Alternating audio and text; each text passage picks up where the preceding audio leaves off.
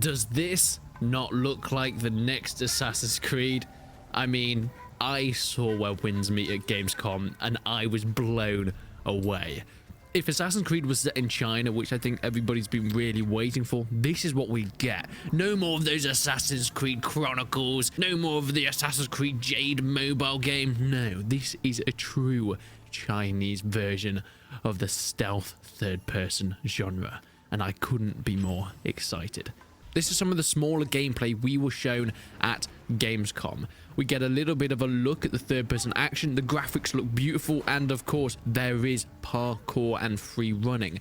It does have some differences to what you can expect from a mainline Assassin's Creed game, well, because you're able to do stuff like that. It's going to be way more maneuverable, jumping, flying, dodging, strafing, and of course, using spells and magic on enemies when needs be.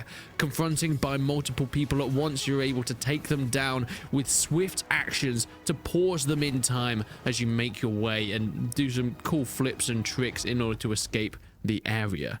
Where Winds Meet is an open-world RPG. It's developed by Everstone Studio, a Chinese studio that is taking us into their world in ancient China. Some of it, well, looks slightly insane, but I can't say that I'm disappointed. It's loosely based on history, but mostly focusing on the fantasy and mythological elements of what you can expect from ancient China.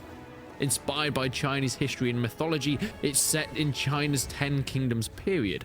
Players will take the role of a wandering swordsman in a land torn apart by war, following the death of China's last Tang emperor. The protagonist will encounter a variety of foes as they embark on the epic quest across the land, battling humans, monsters, and wild beasts. There's a lot here to love.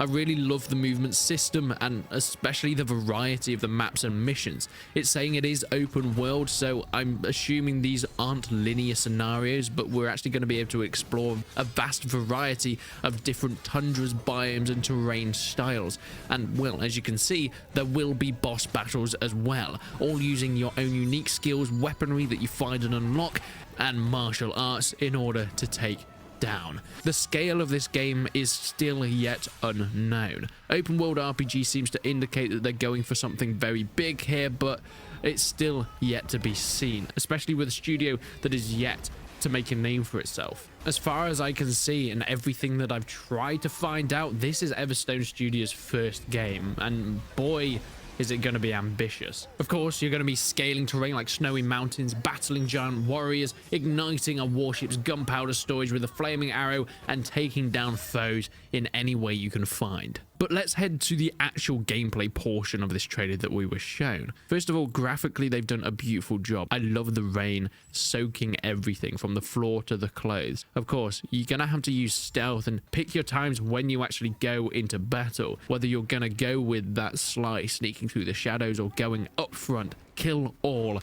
and well, try and test out your skills against the bad people in different towns and cities before then going back and sneaking around. Or if you need to, you can jump on roofs. That's also fine. The cities do look really big. If we pause here, we can actually see some different skills here. Abundance, convergence, radiance, energy pool, and laughing waste. I'm assuming these are different things that we can target on the enemy. As we can see, these things are mental, so they're going to affect their mental, which is where we have the markers at the top. This is around the torso and body area.